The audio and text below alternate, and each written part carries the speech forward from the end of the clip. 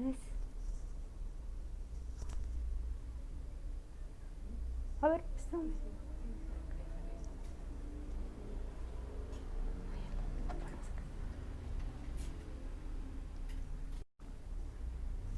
Con lentes y lentes. ¿Qué? Con lentes.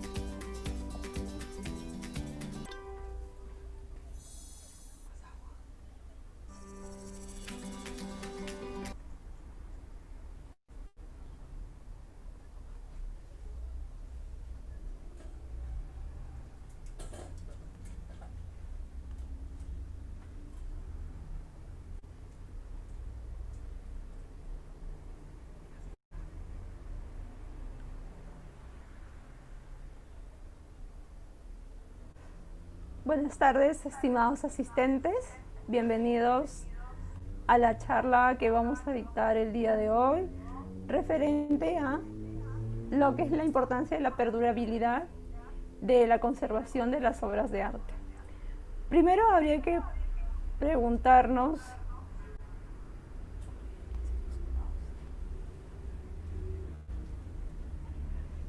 ¿por qué tenemos obras de arte? ¿A qué se debe que tenemos, guardamos, compramos, ¿no? Básicamente hay tres principios. El primero, que da vida al hogar. Luego humaniza a la casa, humaniza a la persona. Si uno compra o adquiere una pieza es porque de alguna manera genera un contacto.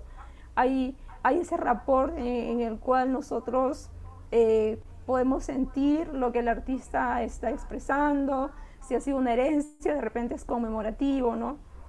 Y bueno, también porque nos invita a crecer. ¿Cómo a crecer? Porque nos sensibiliza.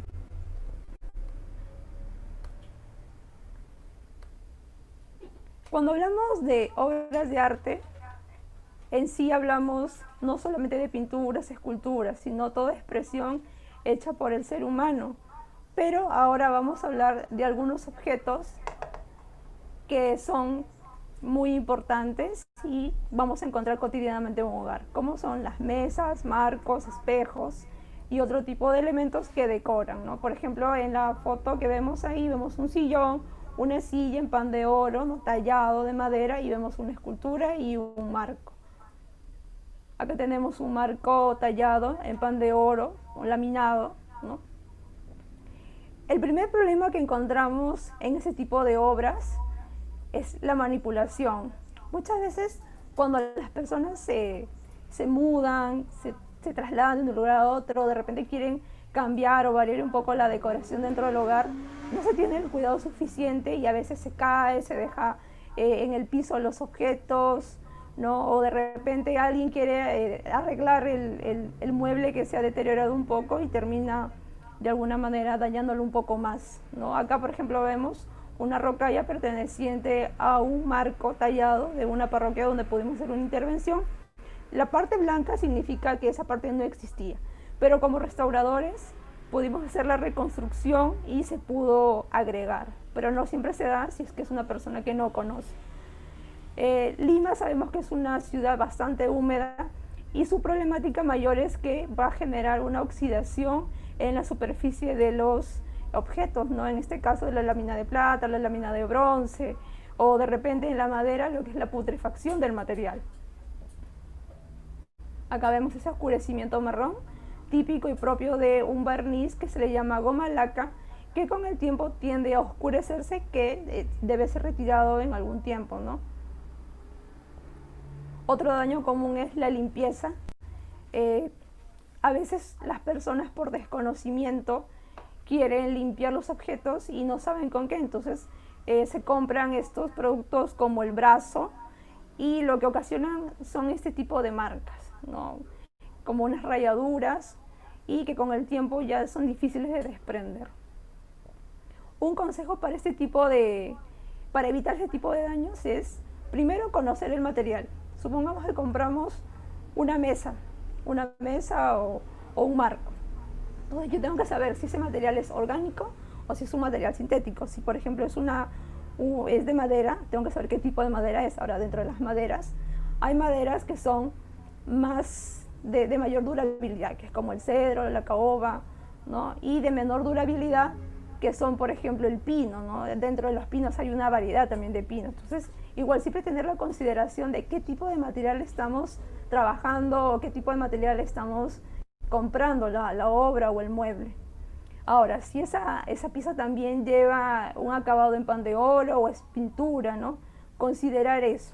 Porque si nosotros queremos hacer una intervención o queremos mantener esta pieza, tenemos que considerar que puede sufrir algún tipo de alteración, y en el peor de los casos puede ser contraproducente y no se va a poder recuperar.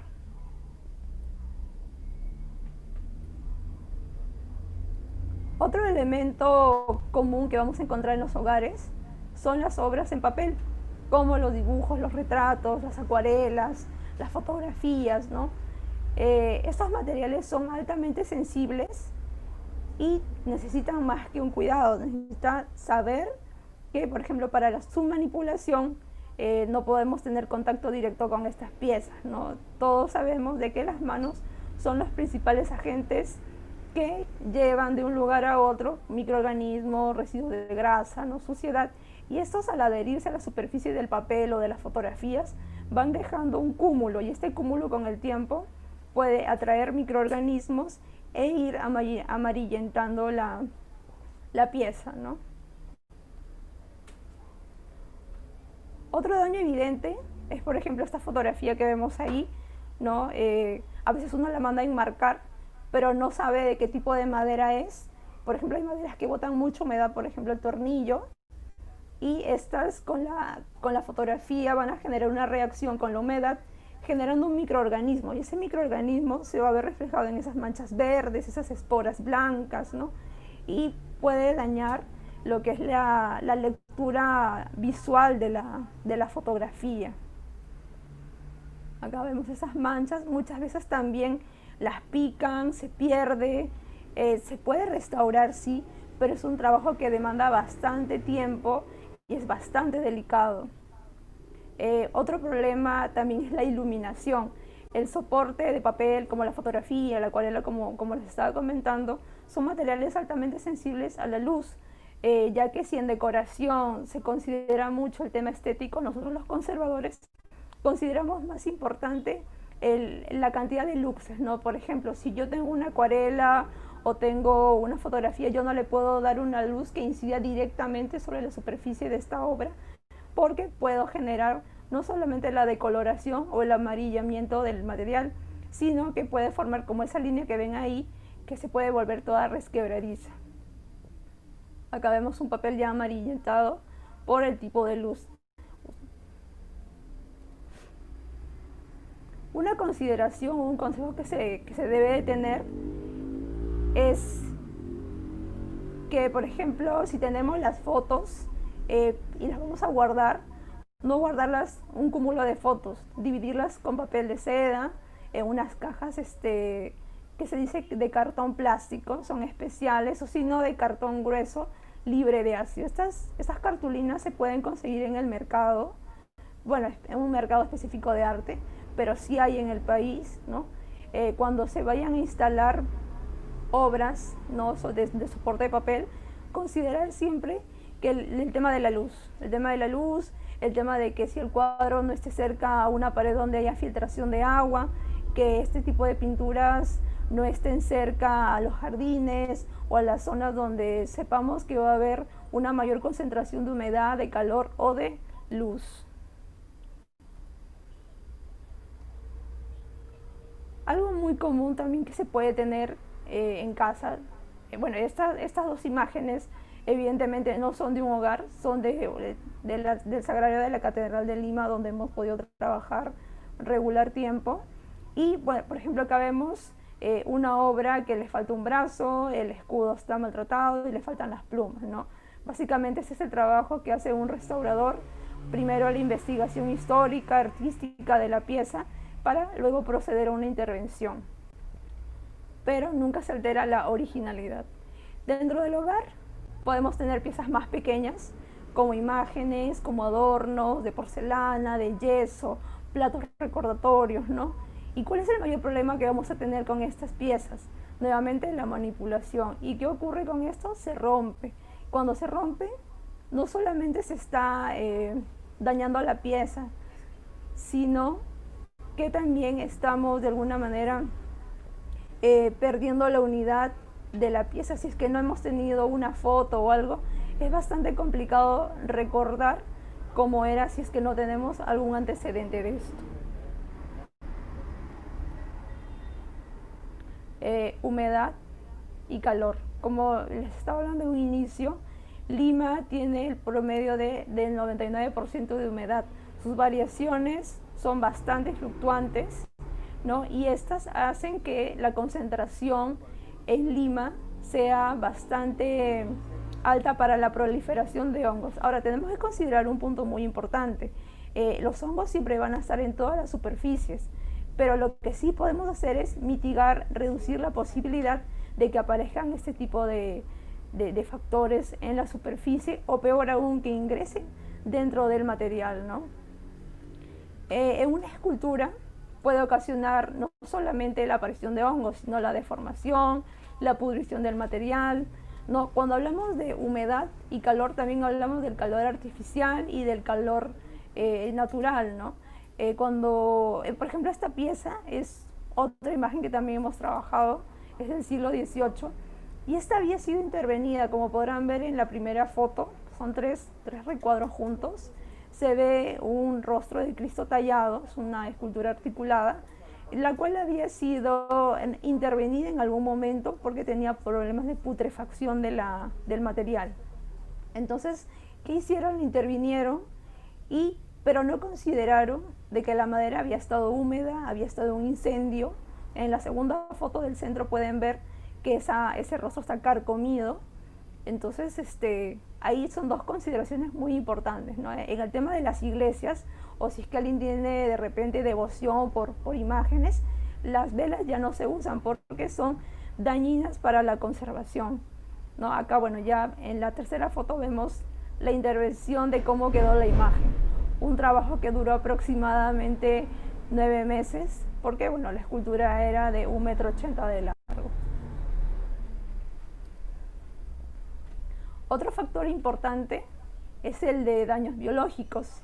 Daños biológicos nos referimos no solamente al ataque de los xilófagos o de las polillas que pueden existir en una casa, sino también nos referimos a lo que son los roedores o los insectos, ¿no? Por ejemplo, en uno de los recuadros de la foto podemos ver unos huecos. Estos huecos son las cavernas ocasionadas en un inicio por una pequeña polilla, pero con el pasar del tiempo esta puede ir comiendo por dentro. Entonces, cuando nosotros tenemos una pieza que vemos una superficie redondita como si hubiera sido hecha por un tornillo, un clavo, esto nos está indicando de que esta pieza ya está sufriendo un problema de ataque de algún tipo de xilófago. Entonces, lo ideal es ver si está saliendo ese polvillo como unas bolitas. Esas bolitas son las excretas del insecto. Y si ocurre eso, lo primero que tenemos que hacer es separarla de todo tipo de muebles que sean de madera o de papel, porque estos se alimentan de la celulosa, ¿no? Que es una composición orgánica a base de glucosa, de la cual están compuestas la madera, el papel y los lienzos.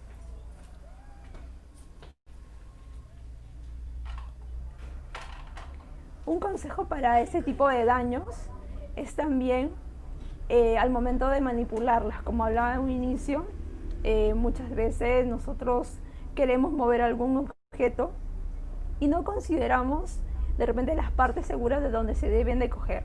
Si tenemos una imagen muy espigada, muy larga, no la podemos coger ni del cuello, ni de las manos, ni de las partes más delgadas, porque va a haber una posibilidad mayor de que éstas se puedan romper, ¿no? Cuando hablamos de imágenes o de esculturas o de piezas importantes, por ejemplo, acá tenemos una de un museo en la que no se habla de kilos, ya se habla de toneladas, ¿no? Ahí sí tienen que concentrarse todo un equipo de gente que conozca del tema para poder trasladar la pieza, y como verán, el tipo de manipulación es siempre de las zonas más fuertes, las zonas más estables, ¿no? Como es la cintura, con una polea y bueno, con la ayuda de varios especialistas para eso.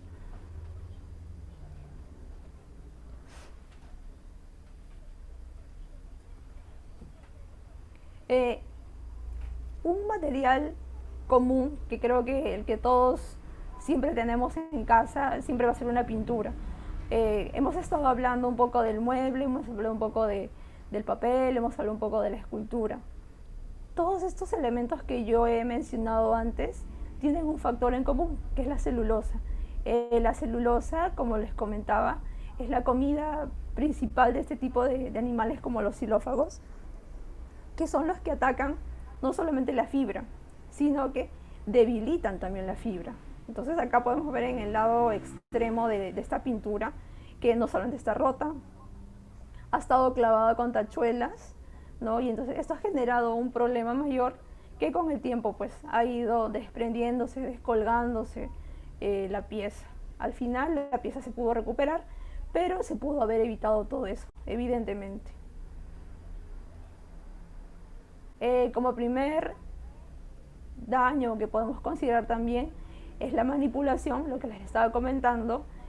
Siempre considerar, ¿no? Si yo tengo una obra antigua, yo no la puedo poner en una zona en la que pueda estar predispuesta a que le caiga algo encima, como es el caso de esta pintura de San Pedro, donde ustedes pueden ver ahí una perforación, un hundimiento de la superficie de la obra, ¿no? Entonces uno siempre tiene que considerar, ¿no? El espacio donde va a estar la pieza, si la pieza es antigua, si la pieza es moderna, si es de repente una pintura hecha a base de qué, ¿no? Si está hecha a base de óleo, de acrílico o una técnica mixta, ¿no? El primer concepto que hablábamos al inicio, siempre de alguna manera cuando vamos a comprar una obra, preguntar, ¿no? De qué está hecho, ¿no? Hace cuánto fue hecho, porque si uno no conoce de exactamente qué es lo que está comprando, va a ser una inversión en vano, porque si compramos algo es para que nos dure, no es para que nos dure un mes o un año, no es para que tenga un tiempo prolongado y que pues, a su vez pueda seguir embelleciendo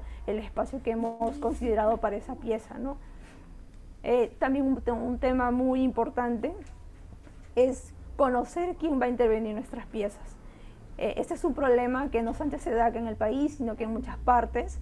Acá podemos ver un caso que hace un par de años fue bastante cuestionado, bastante interesante, que fue la restauración del Ex Homo, que es esta pintura que está en la parte inferior, ¿no? Donde se ve el Cristo de costado.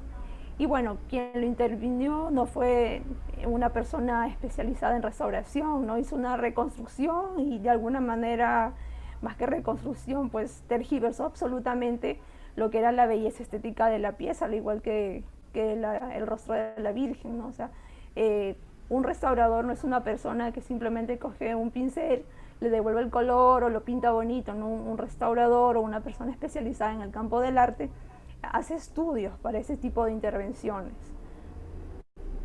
Acá podemos ver el detalle, no es más, o sea, ni siquiera de alguna manera se pudo ver qué tantas capas tenía, no se consideró la fotografía original de cómo era la pieza, no hubo criterio para intervención. También el calor y la humedad va a estar presente en los lienzos. Las telas, así al igual que la madera, son materiales higroscópicos. ¿Qué es un material higroscópico? Que absorbe tanto humedad como elimina. Entonces, esta absorción y eliminación de humedad del ambiente lo que genera es una deformación. En el caso de los lienzos, como no son objetos que se van a estar manipulando constantemente como si abriéramos un libro, ¿no? Como si estuviéramos cogiendo una tela sin pintura, van a tender a absorber la humedad y ponerse como un cartón rígido, y que al momento de querer volver a estirarlo ya no se va a poder, y si es que lo estira se va a quebrar como si fuera pues un hojuelo, una galleta, ¿no? Y la pintura es la que va a sufrir, aparte de que la tela va a estar totalmente debilitada y con un porcentaje mayor de que se pueda perder buena parte del soporte. Acá vemos un detalle. Antiguamente no se consideraba mucho el tema de tensado, ¿no? Que es esto de templar la tela a un bastidor de madera, y bueno, simplemente se jalaba la tela y se le metía un par de clavos, tachuelas, y así era la manera como se presentaba. Actualmente ya se conoce, ¿no?, de que esos métodos son totalmente inapropiados, porque el fierro o el óxido de las tachuelas, de los clavos, afectan a la oxidación del soporte de la tela.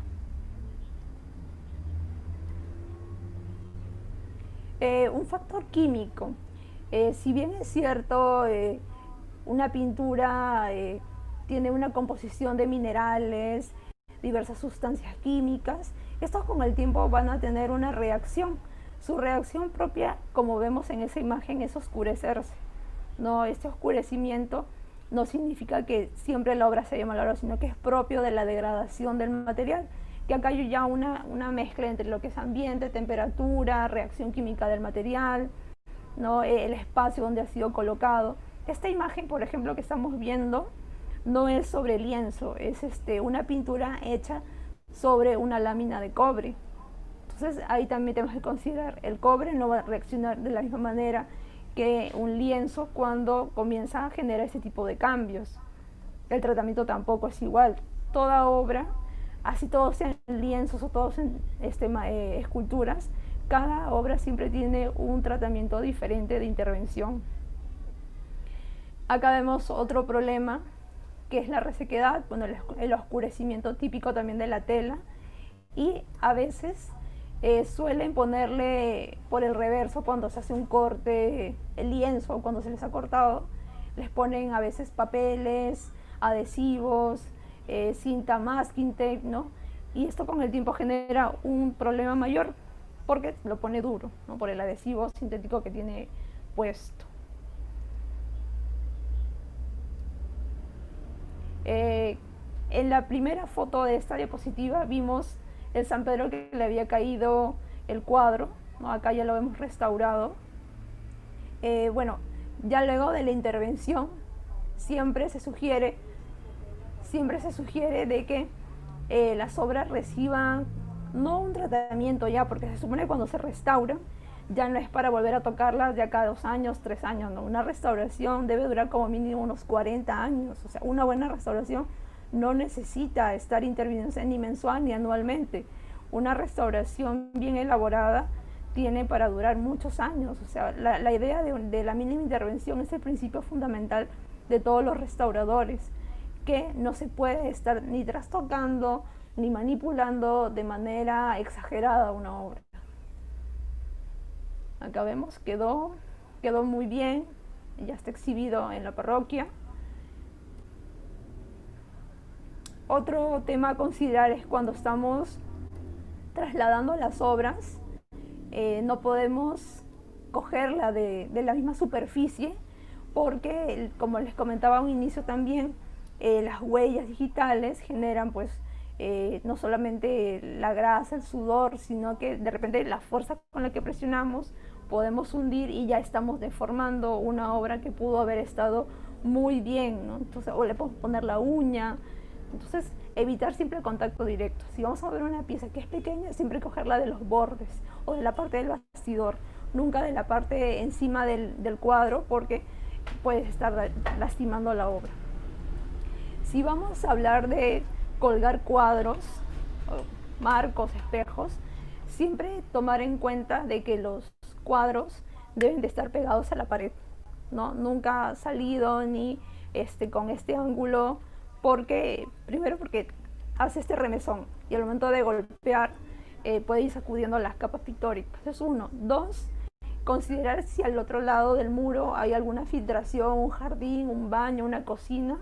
Se le pone entre el bastidor y la pared una especie de corchos, ¿no?, que son unos aislantes, ¿no?, para evitar de que la humedad entre directamente por la espalda del lienzo y evitar no solamente la deformación de la obra, sino que absorba y vaya a generarse la proliferación de hongos.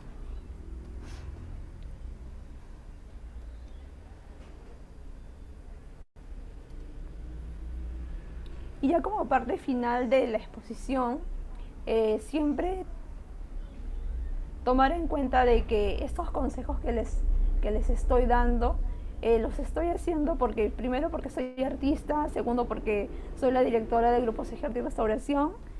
Somos un equipo multidisciplinario, no solamente de artistas, diseñadores, escultores, artistas, ¿no? Somos todo un equipo compuesto por arquitectos, por ingenieros. Hemos desarrollado varios proyectos prácticamente casi más de 20 años. Siempre hemos contado con varios servicios. Actualmente estamos desarrollando lo que es la venta de obras, la asesoría, capacitación e intervención. Nuestra venta de obras va básicamente de lo que es pinturas, esculturas, copias, todo lo que tenga que ver con objetos decorativos dentro y fuera del inmueble. Hemos capacitado a personas, a grupos, talleres, a la ONG. No tenemos bastante tiempo formando gente que quiere aprender más. O sea, no formamos restauradores. Lo que hacemos es, les damos las pautas para que puedan evitar daños dentro de las colecciones que puedan tener o dentro de lo que, si tienen el contacto directo con alguna obra, ¿no? Porque siempre decimos y creemos, no, mejor es prevenir que estar restaurando y tener que lamentar pérdidas innecesarias. Los talleres que hemos venido desarrollando a lo largo han sido en la catedral y en diversos sitios.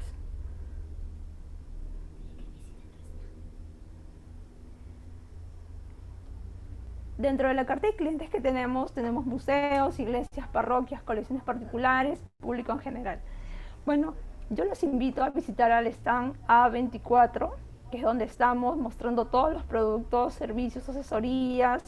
Pueden visitar nuestra página web, pueden visitar el Facebook y cualquier consulta tienen el número.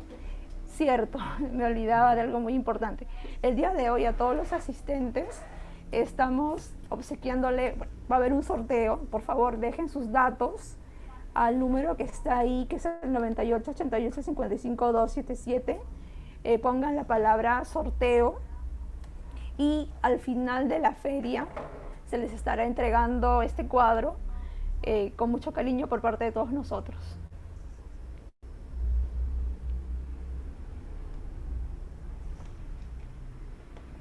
No sé si tienen alguna pregunta. No.